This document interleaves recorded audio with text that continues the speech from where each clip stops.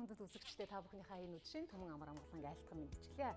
Цэнхэр лекцийнхаа өмнө тухлан суугаа нийт телевиз үзэгчид та бүхэндээ, нийт монголчууд та бүхэндээ за Монгол Улсад телевизийн урлаг үүсгэн байгуулагдсны 49 жилийн ойн баярын мэндийг хүргэе. За өнөөдөр бид нар эфирийн шууд студидтэй цаг үе өчигдөр өнөөдөр гэсэн шууд нэвтрүүлгээ эхлэж байгаа. Тэгээд өнөөдрийн маань энэ шууд нэвтрүүлэг бол арай жоохон онцлогтой.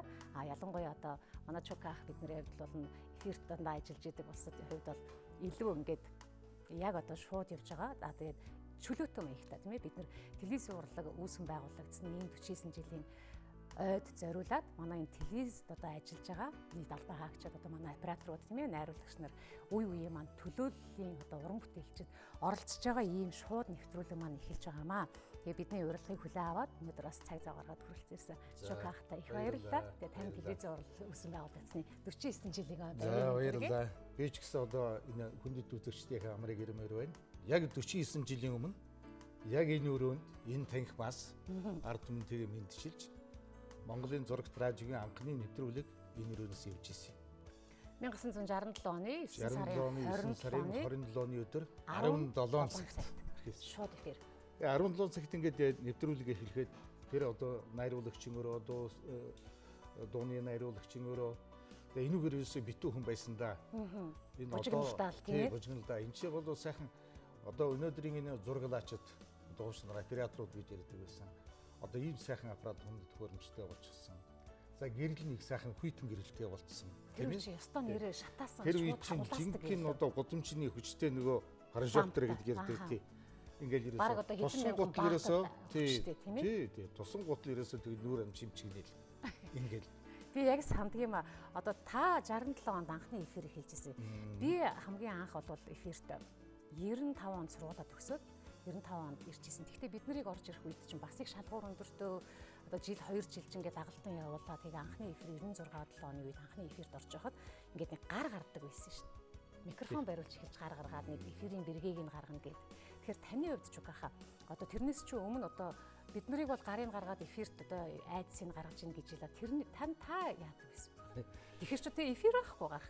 Радиотой байсан, дадлагчсан шууд эфирт ажиллаж байсан. Ингээ юм л дээ. Ухаанда чи бол өнөөдрийн хүн байна. Яавал өчигдрийн хүн. Энэ цаг үе өчигдөр өнөөдрийг нэвтрүүлэг явж штэ. Энэ телевизийн энэ баяраа тохиолдуулаад ийм сайхан нэвтрүүлэг хийж байна. Энэ түүхийг сөксөн ийм сайхан нэвтрүүлэг хийж байна. Тэгээд 49 жилийн өмнө Монголын ард түмэнд одоо жинхэнэ мэлмигийн нээсэн тийм ээ. Дэлхийг Монголын ард түмэнд харуулсан ийм сайхан өдөр бол 67 оны 9 сарын 27-ны өдөр болсон. Тэгээ өнөөдөр бол тэр үеэс хойш 49 жил өнгөрчээ. Одоо дөнгөж саяхан юм шиг санагдж байгаа боловч олон жил өнгөрсөн байна. Тэгээ энэ хугацаанд ингээд бодож байхад өчигдөр байсан юм өнөөдөртөө ингээд харьцуулахад тэмээ ямаа шиг их ялгаатай болжээ. Боловсон хүчний хувьд ч гэсэн их хэвчсэн байна. Техник технологийн хувьд ч гэсэн бас их өөр болсон байна. За хүлээж авч байгаа үзэгчдийн хувьд ч гэсэн өөр болсон байна. Тэгээ 1967 оны 9-р сарын 27-ны өдөр 17 цагт нэвтрүүлэг эхлэхэд тухайн үед телевизийн чинь Монголын зурагт радио гэдэг байлаа шүү дээ. Тэгээд Эрен Чимбэнбаев доктор бол радио телевизийн ажилчдаа уулзаад ер нь дэлхий дээр ер нь телевиз гэдэг энэ нэр бол одоо түгээмэл нэрээ. Тийм учраас зурагт радио гэж ингэж салгаад яах вэ? Телевиз гэдгээр явъя гэж. Тэгээд тэр зурагт радиогийн анхны дарга Сумья гэж хүн байсан. Томилогдоод байсан. Тэр Сумья дарга анхын ч Монголын ард түмэнд одоо ийм сайхан юм одоо зөвлөлт холбоот улсын тусламжаар ийм сайхан баригдлаа. Монголын үзэгчид өнөөдөр дэлхийг харах боллоо гэж ингэж ярьж байсан. Дараагаар нь одоо хожимо одоо гавьяат болсон манай хишгээг манай үзэгчид тав хүн сайн мэднэ. Тийм олдсон соёлын газар. Хишгэвтер одоо яг шууд Сумья дараагийн дараа мэдээг эхлээд Монголынхаа үзэгчдэд одоо мэндчлээд ийм сайхан юм болж байна. Одоо ингээд хамгийн анхны эфир мэдээ ингэж явсан албан ёсны нээлтчүүд. Тэрний өмнө жилийн өмнө бол одоо сургалтын нэвтрүүлгүүд одоо ЗИА ханд Дорж Бацур эдгээр явуулж лээсэн. Яг албан ёсны жинхэнэ нээлт бол 67 оны 9 сарын 27-ны өдөр болсон юм аа. Тэр үчи одоо Чукаха одоо бид нар бол ингээд мэдээ уншаач нэг сүплёр харна гэж ярьдаг шүү дээ. Одоо бас аргагүй дээ. Оо тий, ястаа сони юм зөвчлээ. Наа чин тухайд энэ шүү дээ. За одоо ингээд за ийм байхад ч одоо энэ энэ ч нэг текст байна гэхэд энэ текстийг заавал харж уншина. Энэ текстээс гадуур юм ярьж болохгүй. Ерөөсөө тэр текст радио телевизээр тийм хэвлэл тусгуулыг хангах газар гэдэг одоо галвалет гэж ярьдаг байсан. Энэ чинь шүлэг дуу яриа телевиз радиогоор ярьж байгаа юм бүхэн хамаг тэмдэгтэй дарагддаг. Тэрнээс гажууд өөрөөсөө юм ярих юм бол тэгээд одоо баг хэрэгт ордог шиг ийм байсан шүү дээ. Хатуу хяналтын дор. Тэр үед одоо илүү дутуу хэлжих нь намын эсрэг үхлэнж гэдэг юм байдаг юм уу? Хүн амтыг төөрөгдүүлнэ гэж байдаг юм уу? Чилж байдаг. Дэг журамтай сахилгат өндөртэй ийм хариуцлагатай байсан л да. Гэхдээ одоо бол хариуцлагагүй болж байна гэсэн асуудал биш л дээ. Энэ тухайн үед ер нь нэг намын өдрөл дондор байсан учраас ийм хатуу диктатурын дор л ажиллаж байсан л дээ. Байсан байна. Тиймдээ ч одоо магадгүй өнөөдөр одоо би бол хувьдаа боддгийг өнөөдөр одоо Монгол орон даяар үйл ажиллагаа явуулж байгаа маш олон телевизүүд байна шүү дээ, тийм ээ. Одоо их олон телевиз радионууд байна. Тэгэхээр энэ болгонд ажиллаж байгаа боловсон хүчнүүд бол яахын аргагүй одоо энэ л байгууллага бэлтгэгдсэн боловсон хүчнүүд гэдэг.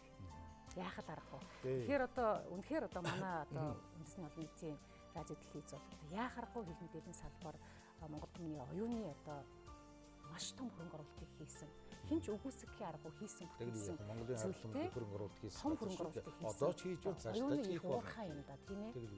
Оюуны гайхалтай уурхай. Мэдээллийн салбар байсан. Одоо урлаг болж хөгжлөө ш. Телевизийн урлаг, радиогийн урлаг. Энэ урлагийн хэмжээнд авэйдсан улсууд бол өнөөдрийн таамаг шүү. Энэ найруулагчид, нэвтрүүлэгчид, таамрын буйнаар одоо бид ч одоо өнөөдөр нэг энэ дайтар нэг юм явж байгаа шүү дээ чүгэх. Одоо би сандгийн анх 95 онд ажилд орж ирж байхад тэр чин Цэгийн хамтгаа одоо бидний багшаар томилогдоод тэгэл одоо сургууль төгсөөд 4-5 жилийн мэргэжлийн сургуульд сураад төгсөөд орж ирсэн хэдий ч өдөр болгон л дадлага хийдэг тийм ээ нөгөө техник хичээлийг ордог уншилт хийдэг би одоо энийг сонин одоо ер нь гөөм олон хуц сонин л ингэж уншдаг байсан. Тэгээд одоо буруу унших юм бол ам хилээ зэгцэлэхгүй болвол нь асуудалд ордог, шийтгэлд ордог, хурлаар ордог. Ам уншаад дууад болдог ш. Тэрнтэй адилхан нэвтрүүлэгч хүнд, сэтгүүлч хүнд бол заавал тэм хэл ирээний бэлтгэл хэрэгтэй байдаг. Тэр үеийн хэл өөрийнх нь одоо мэдлийг дэвшлүүлэхийн тулд одоо мэдлэгийг мэдээлэл тийм ээ. Цаг үеийн мэдээллийг байнга авч явах хэрэгтэй. Тал бүрийн одоо мэдлэгийн зах зугаас одоо хүртэж явах хэрэгтэй. Тэрийг сонирхдаг байх хэрэгтэй. Тэгжээж одоо энэ ажлын цаана гарна шүү дээ, тийм ээ. Таны бодлоор ч байхаа одоо та хоёр хоёулаа одоо үе төлөөлсөн одоо хоёр нэвтрүүлэгч сууж л да телевизийн ойн даяар өдөр үзэгчдтэйгээ бас ингээд эфирээр би энэ их мундаг гайхамшигтай би бол Чук ах танд бол одоо үнэхээр одоо бидний бүгднгийн манд багшил да манай Чук ах бол Монгол Улсын соёлын гавь зэтгүүлтэй энэ одоо төрмөл агуу агиастай хүнтэй хамтдаа нэг эфирт ингээд сууж байгаагаа бол их нэр төрийн хэрэг гэж бас бодож байгаа үзэж байгаа. Тэгээд таны хувьд Чук ахаа энэ ажил мэргэжлийг та яг юу гэж үздэг онцлог юм тийм ээ одоо яг нэвтрүүлэгч гэдэг ажлын хамгийн сайхан нь юу гэдгийг энэ бол ерөөсөө бас хамгийн хэцүү нь юу гэдэг бол ингэ л дээ. Ерөөсөө дэлхий дээр болж байгаа эх орондоо болж байгаа бүхэл юмыг хамгийн түрүүн сонсдог мэддэг тэрийг ард түмэндээ хамгийн түрүүн хүргэдэг ийм хувь зүйтэй улсууд. Хүний дуулаагүй сонсоогүй мэдээгүй хамгийн түр мэдэж авч яадаг тийм ээ. Энүүгээрээ одоо үзэгч сонсогчдод мундаг том хөрөнгө оруулалтыг хийж идэг ийм учиртай. Яг тийм шүү. Тийм. Сайхан мэрэгжил шүү. Сайхан мэрэгжил. Одоо чи энэ сайхан мэрэгжлийг эзэмшээд өнөөдөр ингээд төр ард түмэндээ хөндлөгдөөд энэ сайхан ажлыг ингээ хийгээ явж байгаа явдал би их баяртай байна. Цаашдаа улам сайхан одоо алдар гавьяатай одоо хүн амтныхаа хүн ардынхаа одоо сэтгэлийг татсан одоо ийм сайхан нэвтрүүлгүүд хийгэрэй гэж хүсэж байна да. За их баярлалаа Чук ахаа. Ингээд өнөөдрийн бидний урилгыг хүлээж аваад цаг зав гаргаад хүрэлцэн ирсэн танд хамгийн сайн сайхан бүхний хүсээрөө та бүхэн ярилцах нэг хэсэг яг энэ хүрээд түр өндөрлж байгаа шиг байгаа. Тэгээ манай одоо найруулагч маань бид нарт тохиогч юм л доо. Тэгээд дараагийн хэсэгтээ шилжээ үзэгчтэй.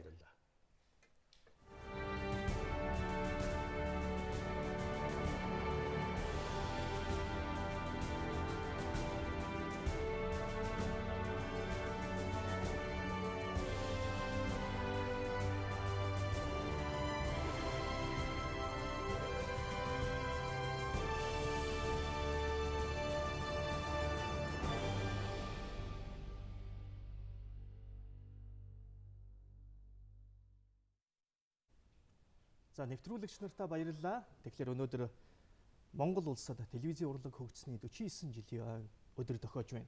Тэгэхээр надад нэг ийм сайхан хүндтэй үүрэг оногдож байна. Юу гэвэл би өнөөдөр Монголын мэдээ сувг түүнчлэн болвол энэхүү TM агентлаг, MM агентлаг мэдээний редакцаас эхэлж ирсэн энэхүү агентлаг маань өнөөдөр сувг болтлоо өргөцсөн байна. Энэ сувгийн отхон найруулагч болон би энд ажиллаж байна. Ингээд өнөөдрийн зочин маань манай Монголын мэдээ сувгийн мэдээний найруулагч Отхон Чимэг гэгч маань байгаа маа.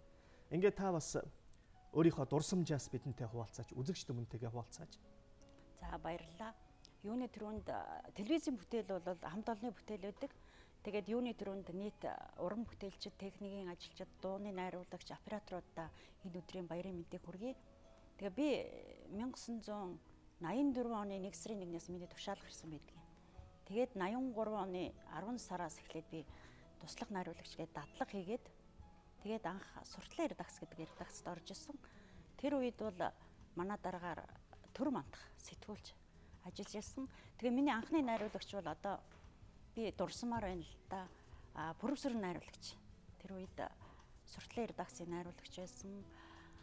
Бас жанал найруулагч, одоо шог зураач. Хүмүүс шог зураачаар нь илүү мэддэг баг. Цагаан найруулагч байна. Машмаа найруулагч байна. За бүр дурсахад тэр үед Гүр агаа гээд одоо сэрэл кинон дээр тоглодог нэг сайхан хөгшин байдгийн. Тэр хүнтэй ингээд анх туслах найруулагчаар телевизийн ажилд анх тэгж орж исэн. Тэгээд тэрийг өнөөдөр дурсахад бас их сайхан байна. Тэгээд тэнд ажиллаж исэн ахмадуудаа бас баярын мэнд хүргэе. Тэгээд сэтгүүлчд бол дандаа гадаадад төгссөн сэтгүүлчд ер нь дотоодод сэтгүүлчийн мэргэжил тэр үед бол эзэмшдэггүй байсан юм шиг байна. Тэр үед бол одоо нэргүүгээд сэтгүүлж байгаа их хурлын ажилдаг одоо сонгуулийн штабт ажилдаг, сонгуулийн хороонд ажилдаг байгаа. Манай Ахмад сэтгүүлч Цэ Сүхбаатар, Чулуунбаатар ах байна. Одоо Сүхбаах бол бид хоёр олон жил хамт ажилласан да. Сүүлийн үед өөр редакцч хамт ажилласан. Энэ хүмүүсээ дурсахад бол сайхан байна. Тэгэхээр отгоо найруулагчаа би танаас нэг юм асууя л да. Ер нь мэдээний найруулагчийн онцлог ер нь ямар юунд нь байдаг вэ? Мэдээний найруулагчийн онцлог бол ер нь бол дандаа шууд явдаг. Найруулга хийхээс гадна тэр мэдээний яг нөгөө шуурхай, бодтой, үнэн гэдэг юг их чухалчлаад хариуцлага гэдгийг дээр нэмэх хэрэгтэй. 30 секундын мэдээж байна, 1 минутын мэдээж байна, 10 минутын мэдээж байна. Бүгд хариуцлага, шуурхай дандаа шууд ордог учраас бусад нэвтрүүлгүүд бол яг эвлүүлээд тэгээд алдаа гарвал тэрийг засаад явчих шв. Шууд нэвтрүүлэг бол маш чухал. Хариуцлага дээр илүү төвлөрч ажиллавал цохилтой гэж би боддог. Тэгээд ер нь бид нар бол цагийн хүрээнд мэдээнүүд хийхэд биднэрт хүмүүс айгүй сонин сонсогдох байх л да. 5 секунд, 10 секунд айгүй их хугацаа байдаг байхгүй. Бид нар 5 секунд, 3 секундэд юм амжуулаад ордог байхгүй. Тэгэхээр хүмүүс 3 секунд, 5 секунд ямар сони гэхээр биднэрт бол тэр нь айгүй их цаг юм боломжийг олгодог байхгүй тэр хугацаа бол. Үнэхээр телевиз өөрөө маш нарийн цаг хугацаагаар хэмжигдэж байдаг болоод. Энэ ч утгаараа бас тийм байдаг бах. Та бас ер нь яг энэ мэдээний найруулагч яг ингээд төрөлжөөд эхэллээ шүү дээ. Энэ яг хэдэн оноос эхэлж та энэ яг энэ мэдээнд ажиллаж эхэлсэн бэ? Би 1988 онд мэдээний редакцид одоо туслах найруулагчаас тушаал дэвшээд ассистент найруулагчаар орсон. Тэгэхэд бас ингээд бид нар нөгөө ассистентууд 16 мм-ийн кинон дээр монтажа хийдэг. Тэгээ одоо сонирхолт монтажа тэр 16 мм-ийн киноныг одоо энэ UBS-ийн байранд нөгөө юм тэр үед Үлзий компани гэдэг киноны тэнд монтажа хийгээд тэгээд наашаага ирдэг. Энэ хооронд ч бас нэлээд зайтай. Тэгээ ийм урламтай дуу дүрс хоёр нь тустай. Тэгэл тэрийг нэг аваад 8 цагийн 20 цагийнхаа мэдээнд амжуулаад орох гэж бас л нэлээд яаруу санд руу ажиллаж илсэн. Тэр үед тэгээд одоо ингээд урсгад миний анхны найруулагч мэдээний албанд Үлзий хоёр найруулагч байсан. Бямт орж найруулагч байгаа.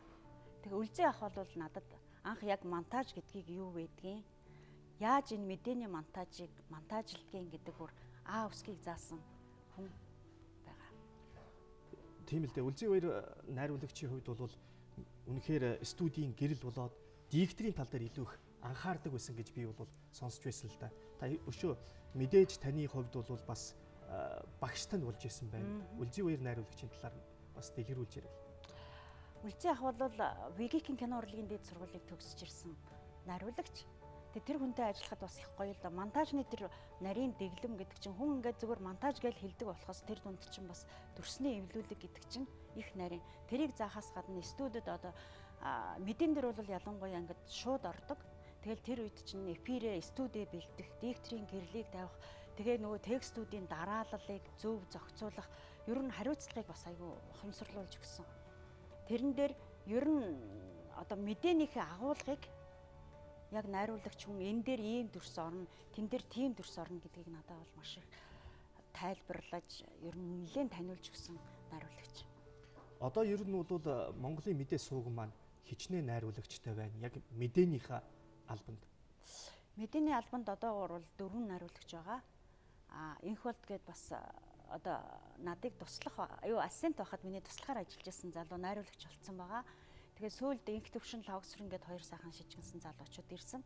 Ингээд мэдээндээ бол 4 найруулагчтай. Бид хэд өглөөний мэдээ, 11-ийн мэдээ, 13 мэдээ, 15, 18, 19, 20 цагийн мэдээнүүд, тэгээд өдрийн зочны цагийг, тэгээд өнөөдрийн сэдвгээд бүхэл өдөржингөө дандаа шууд явдаг нэвтрүүлгэнээр ажиллаж байна.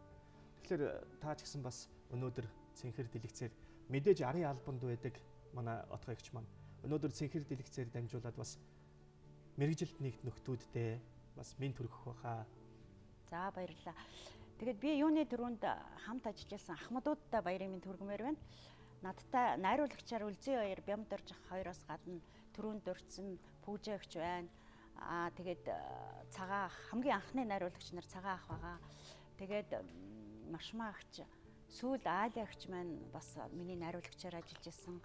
Тэгээд 2004-өөс 8 онд би Хүүхдийн редакцид бас ассистент найруулагчаар ажиллаж исэн. Тэгээ ер нь телевизийнхээ бүх найруулагч ажилчдад баярын минь төргий. Ад жаргаар эрүүлийн хамгийн сайн сайхан бүхнийг хүсэн өрөөё. За баярлалаа. Танд ч гэсэн бас хамгийн сайн сайхан бүхнийг хүсэн өрөөё. Баярлалаа. Тэгэхээр өнөөдөр манай цаг үе өчигдөр өнөөдөр гэсэн энэ хүү шууд нэвтрүүлэг маань үргэлжилж байна. Та бүхэнд бас өнөөдөр манай телевизийн урлагт салбарт үе үед ажиллаж байсан энэ хүү хүмүүстэй өнөөдөр уулзуулж байгаамаа.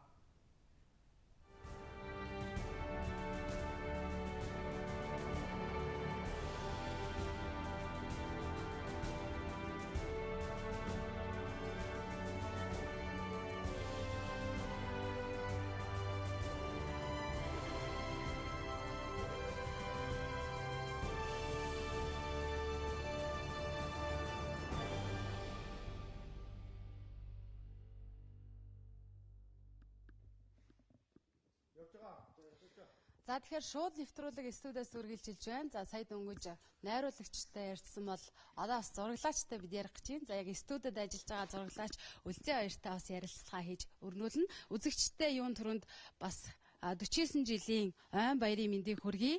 За Үлзий баяр студиуд өнөөдөр бас ажиллаж байна. Ойн баярын мэнд хүргэе. За баярлалаа. Тэгээд телевиз үзэж сууж байгаа хүмүүстээ бас 49 жилийн ойн баярын мэнд хүргэе. За тэгэхээр ер нь бол телевизийн салбарт дүрсгүй болвол зураглаачгүй болвол бас төсөөлөх аргагүй. Тэгэхээр энэ гоё ажлыг бас хийгээд мөрөөдлийн ажлыг хийгээд хичнээн жил болж хизээ телевизэд ер нь анх ажиллаж эхэлсэн бай. Яагаад зураглаач болъё гэж. За тэгэл анх ганцхан үндэсний телевиз ортоор гардаг байлаа. Тэгээд би дарахныхтай дарахтай тэгэл зурагтаар үздэг байлаа. Нэг рекорд 345-аараа дахиараа яриг хүлээл тэгээд сувгаа үздэг байлаа. Тэгээд ямар ч гэсэн телевизээр гарч байгаа хүмүүс харах их гоё санагдал эднэртэй адилхан хүн болох байсан гээл их мөрөөдөж боддог байлаа. Тэгэл дараханд ямар ч байсан тэгээд дарахнаас шалгараад телевизийн операторын зураглаачийн ангид ороод тэг ямар ч сан буцаж очиод дархан телевизэд Гамболдын анх хоёр гээд найруулагч хүний шаваар ажиллаад тэгээд одоо хамгийн сүүлд тэнд ажиллаж байгаад хот руу орж ирсэн. Тэгээд яг хоо энд одоо эргээд энэ дурсамж ингээ бодоход манай аав одоо ингээ би телевизэд айлд байдаг гэсэн ойтон багтай. Тэгээд манай аав энэнгөр явахдаа миний үгийн ажиллах газар энэ байна даа гэж байнгын үндсэн телевизийн антеныг заадаг байсан. Тэгэл надад бол тэр нэг алс хол их том мөрөөдлөөсөн. Тэгээд дархан 4 жил ажиллаад Eagle телевизэд бас нэг ажиллаа. Тэгээд анх 8 онд үндсэн телевизэд орсон. Тэгэхээр ер нь зураглаач болно гэж мөрөөдөж ирсэн үү? Яг тэр шийдвэр хизээ гарч ирсэн бэ? Яг энд нэг жижигхэн маш товчхон ярихад бас нэг тийм аюу гоё дурсамжтай байдаг. Одоо манайд Баатард орж ирээд зураглаач ажиллаж байгаа. Би дарханд анх хүүхэд байхад одоо манай нэмээ агентлагт хамгийн удаа ажилласан Баатарт орж ирээд ах маань дархан телевизэд зураглаач байлаа. Бачаргал ах тэр хоёр маань. Тэгээд 10 дугаар анги одоо би 8 дугаар анги байсан юм та. Тэгээд 10 жилийн хүүхдээсэн. Тэгээд дархан телевизийнхэн гээл 60 дээрэл аюу гоё том камераар сайхнаар. За дүүнэр гүйдэг мадаг тоглоорой гүүгээрэй гээл. Тэгээл бид нэр гүйдэг. За болсонгүй дахиад гүйлгий гээл. Аюу гоё яхнаа гэдэгс тэгэл тэр үед бодож ирсэн.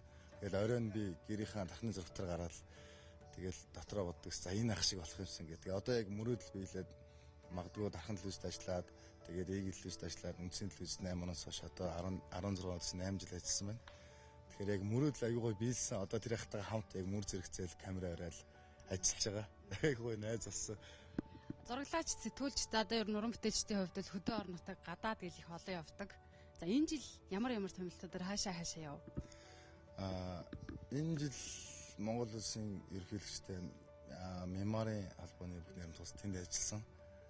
Тэгээд бас түрүү жил Нью-Йорк руу бас нүүбийн айлчлал гээл ер нь гадаад болон дотоод томилт ирэх явдаг. Тэгээд гадаадхээс илүү монголч их гоё орно ш. Дотоодоо их гоё гэдэг. Тэгээд хамгийн гол нь бид нар явхаас илүү нөгөө хөдөө орнотойгоо амьдралыг үндсний л үздэг чинь их айл те бас бүх хүн үзчихэд гэртээ урилгагүй үзхийг хүсэхгүй байсан ч гэсэн гарчлаа гэдэг. Тэгэхээр ингээл биднийг очиход их баярж хүлээж авдаг. Өө манай үндсэн телевизээ ирлээ те. Тэгэхээр одоо ноосны үн жоохон тиймэрхүү байх шүү. Ноолоор тийм бай те.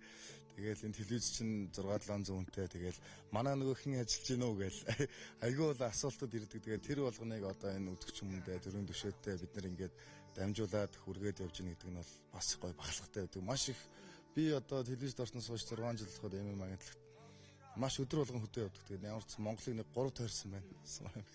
За баярлалаа. Тэгэхээр өн баярын мэнд хүргэе. За шууд ярилцлагаудад бид студиэс үргэлжлүүлнэ. Манай Ахмад уран бүтээлчдийн төлөөлөл ирсэн байгаа. Манай мэдээний яг редакцтаас зураглаачаар ажиллаж исэн Ахмад зураглаач маань ингээд өнөөдөр бас заавар зөвлөгөөгөө өгөөд хамтдаа бас ажиллаж байна. Танд баярын мэнд хүргэе. Сайхан баярлж байна. Баярлалаа. Тэгээд энэ нэвтрүүлэгтээ урьж оролцуулж байгаа явдалд би их баярлж байгаа. Тэгээд би одоо бол ингээд камерын дэрэг чанартайгаа ингээд зогсож байна. Операторууд бол өргөл зогсож ажиллаж идэг тийм хүмүүс байдаг л та. Тэгэхээр анх үе телевизэд бол 1971 оны 5 сарын 18-ны өдөр одоо энэ телевизийн хаалгаар анх орж ирж ирсэн. Тэгээд туслах оператороос эхлээд тэгээ одоо дараа нь кино оператор жинхэнэ мэргэжлэхээ тэгээд 1 2 3 дугаар зэргүүдээ аваад тэгээд кинонууд бүтээлүүд дээр ажиллаж исэн. Тэгээд ер нь миний анхны зураг бол мэдээнээс эхэлж исэн. Ер нь ихэнх операторуудын ажил бол баг мэдээнээс эхэлдэг байх гэж би боддгийг. Тэгээд тэр үед бол бид нар бол хар цагаан хальсаар зураг авч исэн. Надад бол нэг Admira гэдэг тэр үеийн Чехословакийн тийм 16 мм-ийн камер өгөөд тэгээд тэр нөгөө батарей байхгүй, аккумулятор байхгүй баадуудаж тэгээд зураг авдаг тийм камер байсан. Тэгээд тийм камераас дараа нь ингээд телевиз чинь явандаа ингээд хөөжөөд тэгээд тэр баадуутай камераа солиод жинхэнэ батарейгаар аккумулятороор ажилладаг камеруудтай болсон. Одоо тэгээд 90-ад оноос бол бид нар дүрс бичлэгийн камер шилжсэн. Тэгээд манай Монгол телевизэд бол нөгөө үлзий пүүс дээр гарсан Sony-гийн үзэсгэлэнгээр одоо Vitacam камер гэж одоо дүрс бичлэгийн мэрэгжлийн камерууд ирчихсэн. Тэгэхээр шууд ярилцлагын цаг маань бол бас богинохон байгаа. Тэгэхээр би таны хамгийн анхны зургийг явж исэн зургийг бас сонирхмоор байна. Анх ямар мэдээнд явж ив? Ямар одоо хэдэн килограмм ямар камер бариад явж ив тэр зургийг? Тэгэхээр тэр үед кино камерууд бол төмрөөр хийгдсэн байдаг учраас их хүндэлтэй. Тэгээ бид нар нөгөө хальсаар зураг авна. Тэгээд би хамгийн анхны мэдээний зураг бол одоо циркийн дамдингон тухай мэдээ авч ирсэн. Тэгээд тэр их олон хүнд номер байсан л да. ингээд штанг өргөө тэгээд тэрэн дээр нь олон циркийн жүжигчд гараад бараг 600 кг-ыг өргөж исэн. Тийм мэдээ хийхээр очиж исэн тий. Дараагийн удаад болохоор би аквариумцэн гот багаж ажиллаж исэн л да туслах оператороор. Тэгээ аквариумцэн нөгөө гинтгийн явж исэн. За чи зураг ав гэд намайг хараас түлхсэн. Би тэгэл камерын бариаллаа. Орсон чинь тэнд нэг эрдэм шинжилгээний хурал болж исэн байхгүй юу. Тэгээд тэр хурлын зургийг аваад нэх олон эрдэмтэд суудсан гэл олон хүн над руу харцсан. Би бүр айх шиг болоод чих хазар маань улайх шиг болоод тийг зураг авч исэн. Тэгээд би бас нэг жах юм дурсмаар байна л да. Тэр үед бол манай ахмадууд, операторууд, аквариумцэн гой, чултан гой, бэндриан, ямсурн, чулуун тэргээд баш дундаггүй энэ тэргээд сайхан хүмүүс ажиллаж ийсэн. За баярлалаа танд, та сайхан баярлалаарай. Бас бидэнтэй дурсамжаасаа хуваалцаж ярилцлаа гэсэн танд баярлалаа. За тэгэхээр шууд ярилцлага маань бас студиэс үргэлжлэнэ. Бид зураглаагчдын бас төлөөлөл, залуу үеийн төлөөлөл, ахмад үеийн төлөөлөлтэй цөөн хором ярилцлаа.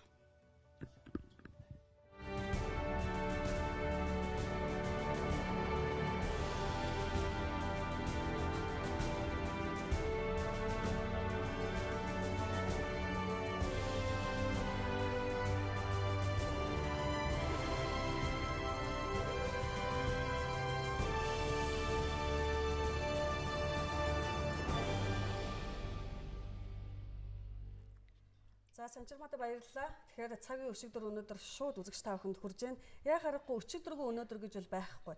Тийм учраас телевизийн одоо уран бүтээлүүд бол хамтын уран бүтээл. За бид бүхний одоо үзэгч та бүхэнд хүргэдэг мэдээллийг өдөр болгон танай хаймарт хүргэдэг нэвтрүүлэгчид, зарын албанд цаг наргүй ажилладаг найруулагч, зураглагчдын төлөөлөлтөд бол дөнгөж сая ярилцлаа. Тэгэхээр миний өнөөдрийн зочин бол яг харахгүй Монголын мэдээ агентлаг, Монголын үндэсний олон нийтийн телевизийн ахмад сэтгүүлч Цэндийн Скватер танд өрөө мэдэргээ. За баярлалаа. Олон хүнээс ярьцлага авч ирсэн. Хизээч би багш миний ахмад үе ийм сэтгүүлчээс бол анхудаа ярьцлага авч байна.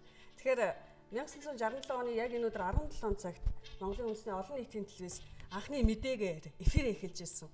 Тэгэхээр тэр өдрийн одоо анхны мэдээ ямар мэдээ байсан бол та 44 жил үндэсний олон нийтийн телевиз тэр дундаа 24-5 жил зөвхөн мэдээний агентлагт галтгоон дунд байлаа. Тэгэхээр энэ үеийн дурсамжаас эхлэв. За яг 49 жилийн өмнө Монгол телевизийн суурийг тавьж Монгол телевизийн тулгын чулууг тулалцаж анхны одоо галыг асааж анхныхаа уран бүтээлийг явуулсан тэр үе үеийн ахмадууд өнөөдөр ажиллаж байгаа нийт уран бүтээлчидтэй 49 жилийн баярын мэнд дэвшүүл сайн сайхан бүхнийг хүссэн ярив. Тэмэлдээ би 44 жилийн өмнө Монголын үндэсний олон нийтийн радио телевиз буюу Монгол телевизэд анх ажлынхаа гараг эхэлж исэн хүн. Тэгэхээр юу гэсэн үг гэвэл телевиз байгуулагдаад 5 жилийн болсны дараа би энэ байгууллагад орж ажиллаж байжээ гэж хүмүүс ойлгож байгаа бах. Гэхдээ би анхныхын нэвтрүүлэг яаж явж исэн энэ трийг бол би өөрөө нүдэрээ хараагүй тийм ээ. Зөвхөн ном судраас найз нөхдийнхээ ярианаас л дуулсан сонссон учраас би тэр талаар бол зарим номон дээр 17 цаг 10 минут гэж байдгийн. Зарим номон дээр 20 цаг 10 минут гэж байдгийн. Яагаад гэвэл 17 цаг 10 минутаас телевизийн нэвтрүүлэг эхэлсэн цаг. 20 цаг 10 минут нь телевизийн анхны мэдээ явуулсан цаг гэж ийм зөрүүтэй тоо баримтад байдгийн байлээ. За яг тэр үед ер нь альч хэвлэл мэдээллийн байгууллага анх үүсгэн байгуулахдаа мэдээнийхээ албыг хамгийн түрүүнд байгуулдаг. Тэгэхээр Монголын үндэсний олон нийтийн радио телевиз гэж би бүр ярил сурчиж Монгол телевиз анх байгуулахдаа мэдээнийхээ албанд хамаг анхаарлаа бас чиглүүлж исэн. Тэгээ мэдээний алба гэдэг бол тухайн байгууллагын нүүр царай явуулж байгаа мэдээ нь тухайн одоо байгууллагын нүүр царай болдог шүү дээ. Тийм учраас бол мэдээнд маш их анхаарч байсан юм байна лээ. Тэгээд тэр үед анхны мэдээг явуулахад 6 хүн оролцож исэн. Би тэр 6 хүний нэрийг өс дурдмаар байна. Энд хариуцлагатай редактор Пүрвийн Банзарх шиг хүн байсан. Бид Сахал Банзарх шиг дууддаг. Найруулагчаар Санжимитов байсан. Мөн туслах ассистент найруулагчаар Норжима. За сурвалжлагч 3 хүн байсан байгаа. Баттын Дорж, Мингтийн буян дэлгэр, нэг нь Эрдэнэ Шимэг гэж юмхтэй. Ийм 3 сурвалжлагч байсан. За оператор нь бол мэдээж манай одоо очки гэж бид дуудаж сурсан манай оператор Баяра. Ийм 6 хүн бас их анхны мэдээг бол явуулж ирсэн гэж ярьдаг. Тэгэхээр өнөөдөр яа харахгүй мэдээллийн орон зай маш өргөн болчлоо. Тэгэхээр та одоо миний өчигдөр би таны өнөөдөр тэгэхээр мэдээллийн зах зээл бид хэр нэвтэрч чадчихэв. Та юу гэж харддаг өнөөдөр? Мэдээлэл гэдэг бол хамгийн чухал юм аа. Зүгээр мэдээ гэдгийг бол хүмүүс юу гэж ярьдаг вэ? Зүгээр манай ахмад уран бүтээлчид бидэнд нэг ийм юм заадаг байсан шүү дээ. Мэдээ гэдэг бол хэрэглээ, мэдээ гэдэг бол баримт, мэдээ гэдэг бол мэдлэг, мэдээ гэдэг бол түүх, мэдээ гэдэг бол баялаг юм гэж. Үнэхээр энийг задлаад ярих юм бол их юм ярьж болно л доо. Үнэхээр манай мэдээллийн албанд ажиллаж байгаа тэр хүмүүс хүний хэрэглээг хангаад түүхийн баримтыг хадгалж үлдээд тийм ээ. Тэр хүмүүст мэдлэг, тэр баялагийг бас өгч байна. Тэр мэдлэгийг өгч байна. Үүгээрээ мэдээний сурвалжлагч нар бол маш их онцгой. Маш тал талын мэдээлэлтэй, мэдлэгтэй байж аж үнэхээр бодит мэдээллийг шуурхай газар дээрээс нь үзэгчдэд хүргэнэ. Тэгэхээр энэ бол маш богино зайны том тамирчид энэ талбарт тоглогч байх нь. Ерөөсөө л ажилчин шоргоолж гэсэн үг. Мэдээний сурвалжлагч нар бол ажилчин шоргоолж гэж байдаг шүү дээ, тийм ээ? Тэрнэл гэсэн үг. Тэгэхээр энд бол бас нэг зүйлийг би дөрвдөж хэлэхэд мэдээний сурвалжлагч нар хамгийн шуурхай байдаг. Хамгийн шуурхай. Үйл явдал хаана болно? Тэнд мэдээний сурвалжлагч нар л явж ийдэг. Тэгэхээр өнөөдөр Монголд маш олон телевиз байгуулагдлаа. Тэгэхээр Монголын үндэсний олон нийтийн телевиз 49 жилийн өмнө байгуулагдахдаа анх мэдээний агентлагаа байгуулад өнөөдөр бол зөвхөн үндэсний олон нийтийн телевизийн баяр биш. Энэ Монгол улсад телевизийн урлаг үүсч өгсөн баяр. Тэгэхээр өнөөдөр 49 жилийн түүхээ хараад дараагийн одоо шат руугаа бид нар илүү харъя. Та ахмад сэтгүүлчийн хувьд одоо тохиолдол залуучуудад тэр дундаа яг одоо галын шигмэн дээр байдаг мэдээний сэтгүүлчдэд хандаж юу хэлмээр байна? Мэдээ бол би ойлгож байна л доо. Одоо өөрөө тэр галдгоонд нь босч явсан учраас. Ерөөсөө л ажилчин шоргоолж нарын үүрэлдээ. Өнөөдөр ч гэсэн биднээс хараад байхад бол тийм л бүжигнаа байна шүү дээ. Яг тэр хэвээрээ энэ технологи энэ юм бол алдагдахгүй. Зөвхөн нөгөө талаас нь бол хараад үзвэл юу гэж хэлэх гээд байгаа юм бэ гэвэл мэдээний сурвалжлагч хүн хамгийн шуурхай байх хэрэгтэй юмыг мэддэг юмны захтай байх хэрэгтэй. Ингэж биш тэр сурвалжлагыг явуулна. Нөгөө талаасаа манай багш нар бидэнд хэлдэг байсан. Та нар цаг үеэсээ төрүүлж яв гэж. Юмаа урдчлан мэд. Эн чинь хоёр талтай. Нэг нь бол бид өнөөдөр юмаа мэд гэдэг бол тэр сонсогчд тэр хэрэглээ болсон, хэрэгцээ болсон тэр мэдээллийг нь өгөхдөө сайн мэдлэгтэй, сайн одоо мэдж байгаа хүн бол сайн юм хүргэнэ. Мэдэхгүй байгаа хүн бол тархал юм хүргэн шүү дээ, тийм ээ? За баярлалаа. Эфир маш шууд явж байгаа. Тэгэхээр цагийн өчигдөр өнөөдөр энэ нэвтрүүлэгт маань яа харахгүй одоо Монголын үндэсний олон нийтийн телевизийн хамтын бүтээл ямар хүмүүсийн нуруунд дээр явдаг вэ гэдгийг бас хэсэгэн зур харуулахын тулд бид нар нэвтрүүлэгчид, ахмад зураглаачид, найруулагчдаа за мөн ахмад сэтгүүлч Цэндийн Сүхбаатарыг энэ өрөө урьлаа. Өчигдрөө өнөөдөр үнэхээр байдаггүй. Тэгэхээр та бүхний одоо үргэлжлэл болж байгаадаа бас маш баяртай байна. Тэгээд ингээд танд 49 жилийн баярын төргий. За баярлалаа. Би тэгээд бас нэг зүйлийг хэлчихье гэж бодож байна. Цаг хугацаа гэж үнэхээр хурдан. Хэдийний бидэнд 40 хэдэн жил ард үлдчих тийм ээ. Гэхдээ тэр цаг хугацаагаа дараа тэр хөгжлөөд агаад хүн бас хөгжиж идэг юм байна. За баярлалаа. 19 цагийн мэдээ эхлэх гэж байна. За баярлалаа үзэгчдээ. Тэгэхээр цаг үе өчигдөр өнөөдөр нэвтрүүлэг үзэгчтэй авахынд шууд хүрлээ. Анхаарлаа хандуулсан та бүхэнд баярлалаа. Баяртай.